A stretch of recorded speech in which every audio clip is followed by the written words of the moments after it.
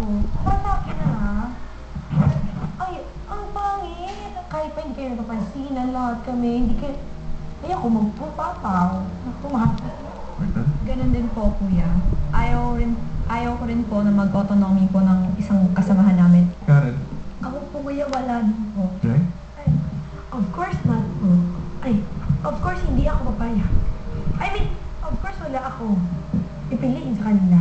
Honestly po, ang pangit po kasi kahit ritual na po namin ginagawa yung, ay mga nomination, di ba?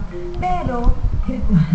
Pero, ang pangit po rin po kasi nag-autonomy kami po, parang unfair po sa iba, parang decision lang po namin girls, hindi po pang-alahatan po.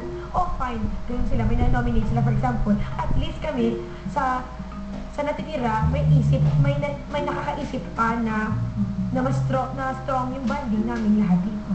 Kung ayaw ng girls na magpataw ng automatic nomination, ang boys may pangalang binanggit. Anong personal decision? Si ano po ako yan? Si Ate Myrtle po.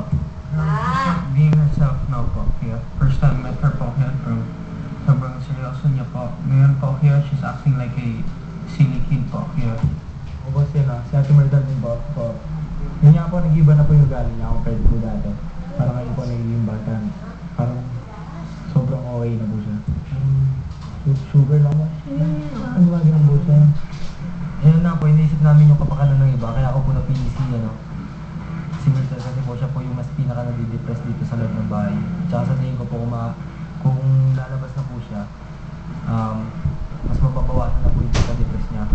Para sa akin po, bigyan po automatic nomination po si Myrtle. So, Wala dyan yung kanin. Boys, pakinig din. Isa na lang ang hindi ko natatanong. Pero, tatanggapin ko ang desisyon nyo kung unanimous ang desisyon nyo.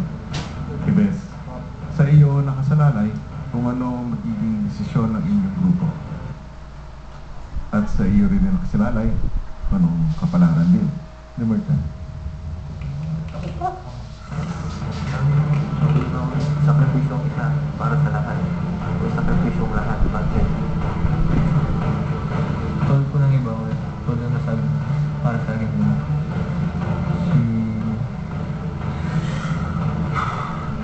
Myrtle din po.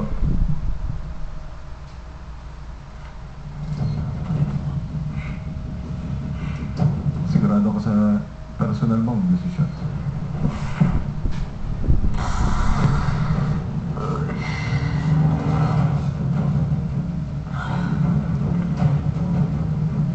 Sigurado na po. Ano kayang reaksyon ng teen housemates kapag nalaman ang desisyong ginawa ng kanilang mga kasama?